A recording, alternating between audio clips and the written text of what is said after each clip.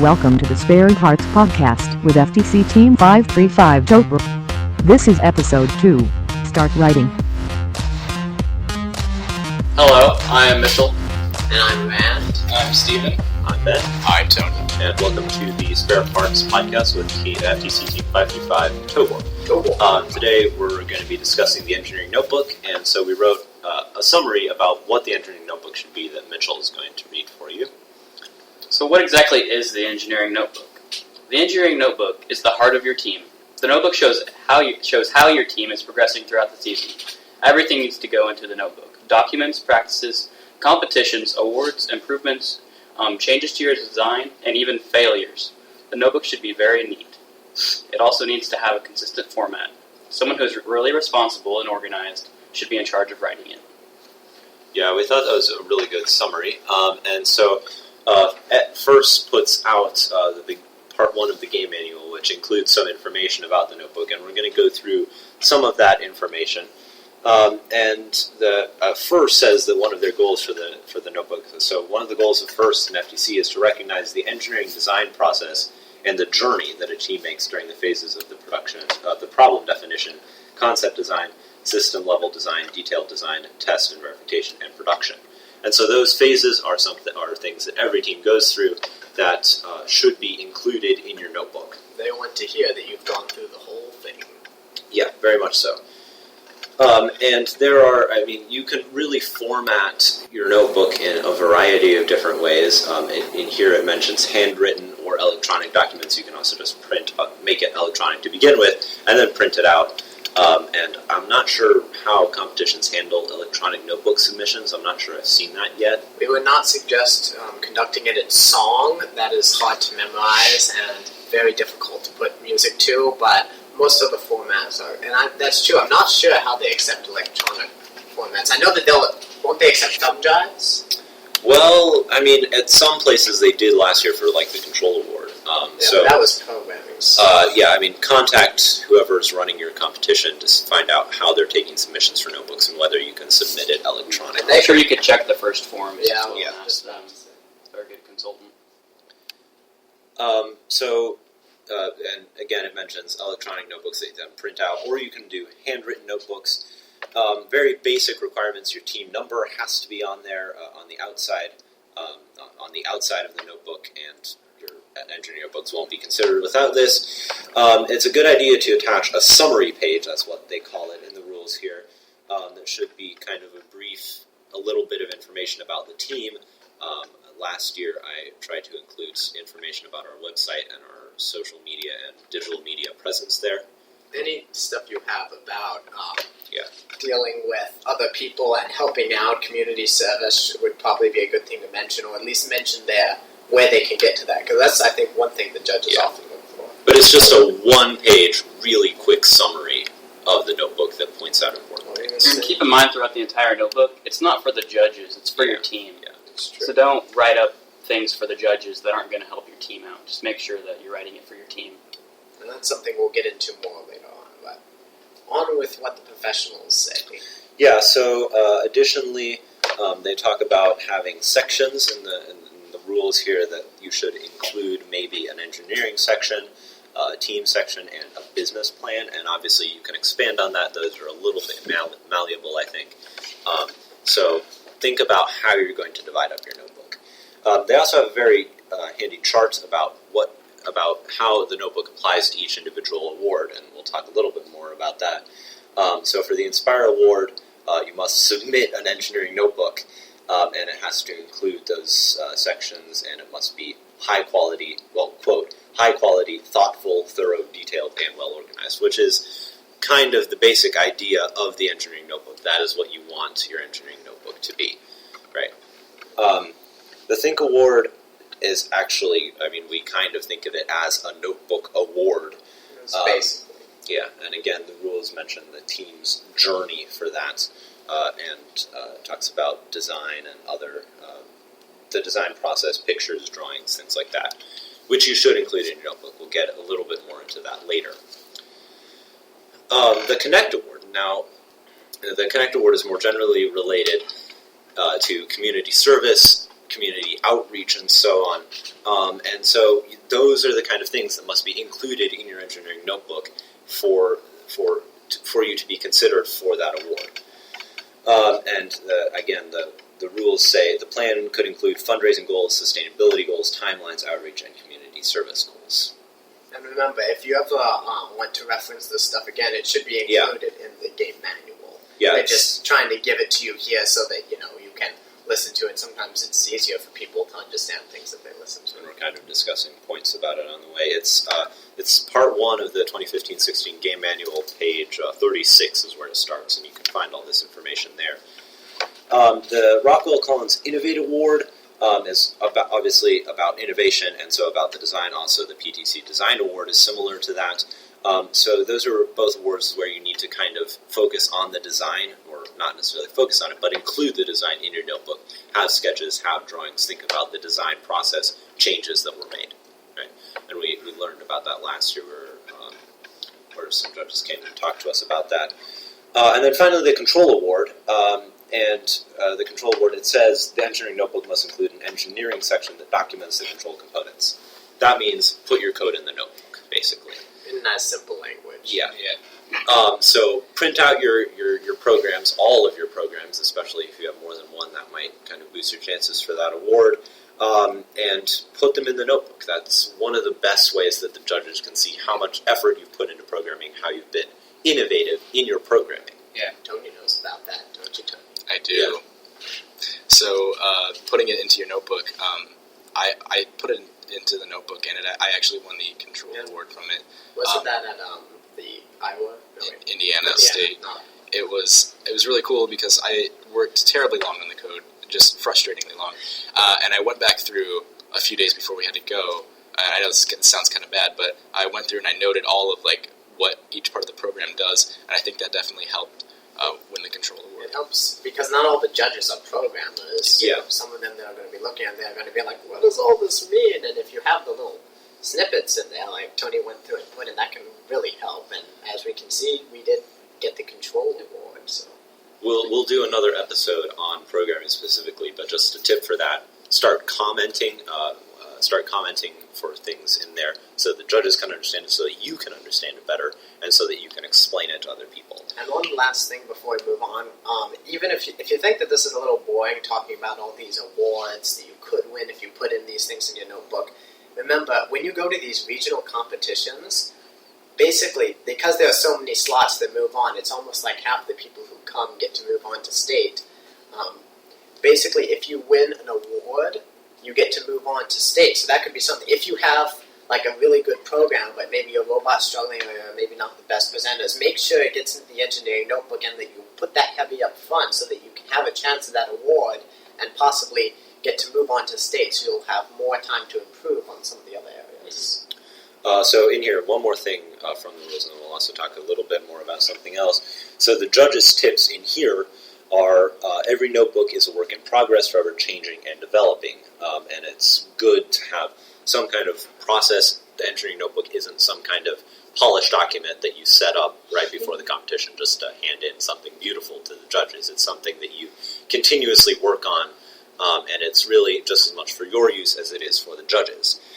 Pictures, along with the team bios, would serve as a great visual for the judges. We'll get more into that later. The judging panel is always interested to see a unique design or planning strategy, and we'll also, that has more to do with the way you conduct your team, but however you do it, make sure you record it well. And then pictures or sketches of the robot designs, which obviously are very important.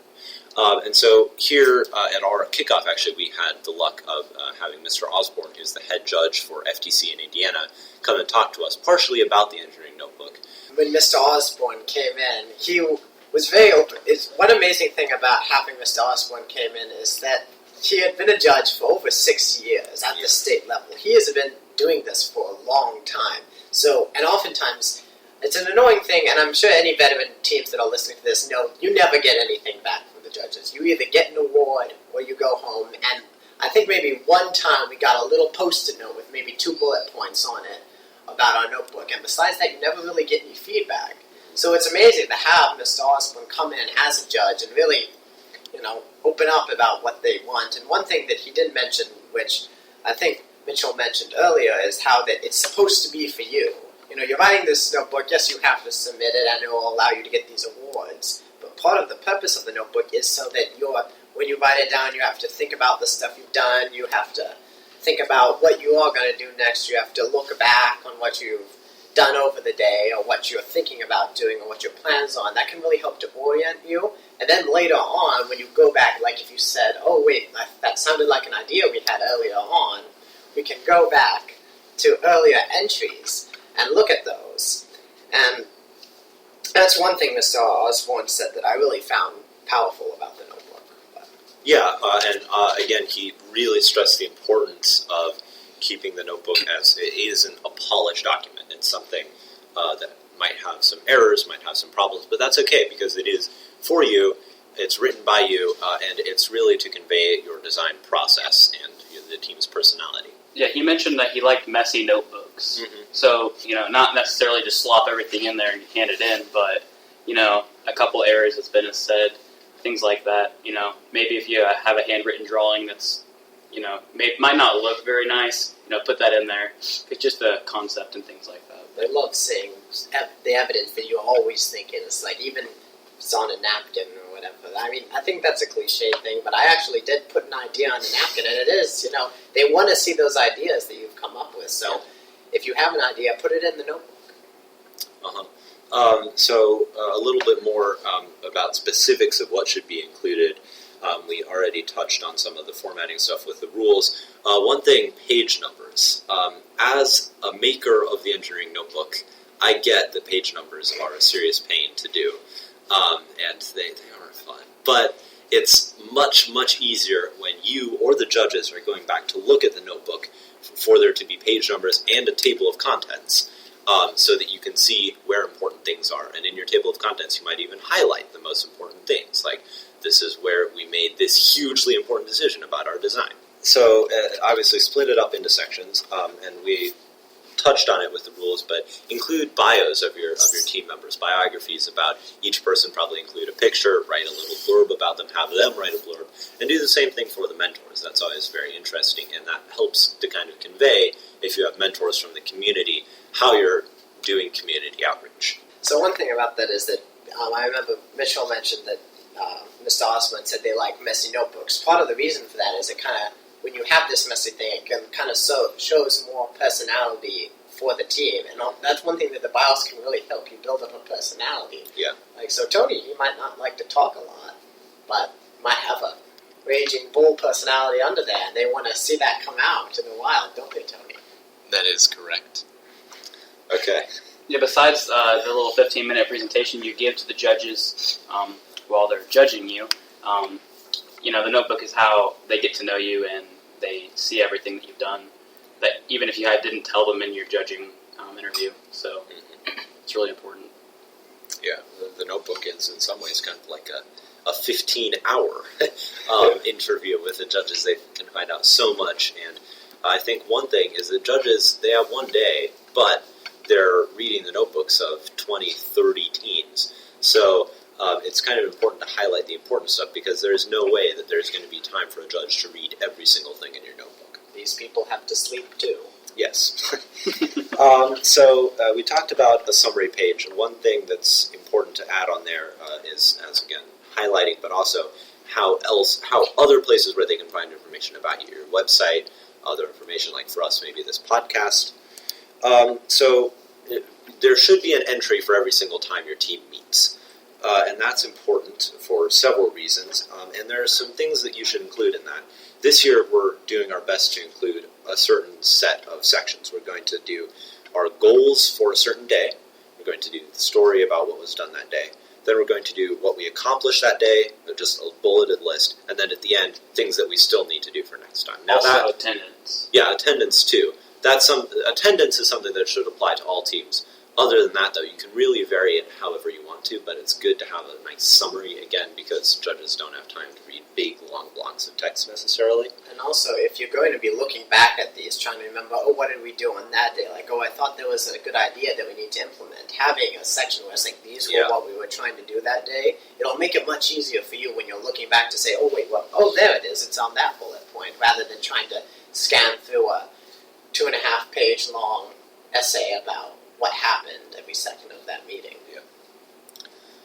So I think we're going to probably at some point do another podcast about other ways of getting your name out there besides the notebook. So we'll talk about that another time, but it's important to mention things like websites and other information here in the notebook as well. So we're going to kind of discuss some of the things that we think are most important about the notebook just in general. So Tony, I think you have something to say about that, right?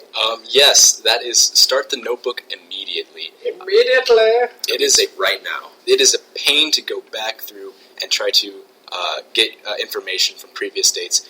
People may not have like a full memory, or you may even forget something that is very important that could possibly earn you an award. So it's very important to get started on it, like hammer it down right now. Just do a page every day. It can be a pain. We know that we're engineers here. We like building stuff. We don't necessarily like sitting down and writing long essays about what we did. We like doing it. So one thing they can mention, if you're getting behind, because that happens, we're all human beings here. It's good to, even if you're working on the past entries to try and get caught up, don't forget about today. Make sure you have someone, even if it's just half a page of notes, like who was there and what generally got accomplished. It will help you out later on if you have to come back to those because you're trying to catch up, to have those notes there. So you're not going around, hey, do you remember anything that happened? And they're like, no, we don't remember. I slept since then. Yeah, they don't have to be an excellent writer either. Yeah, and again, we talked Quality will about matter. it's okay. You don't have to edit every single entry, which is what we tried to do last year to some extent. First of all, that's just completely impractical in terms of time use. But additionally, it's good for personalities to come out. It's good for there to be, well, not necessarily good, but it's acceptable for there to be some kind of grammatical errors, right? We talked about it being messy. Although you should probably be careful about spelling if you're doing it handwritten. Don't double space after periods. We had this debate. Don't do it. Just stop. Don't listen to that.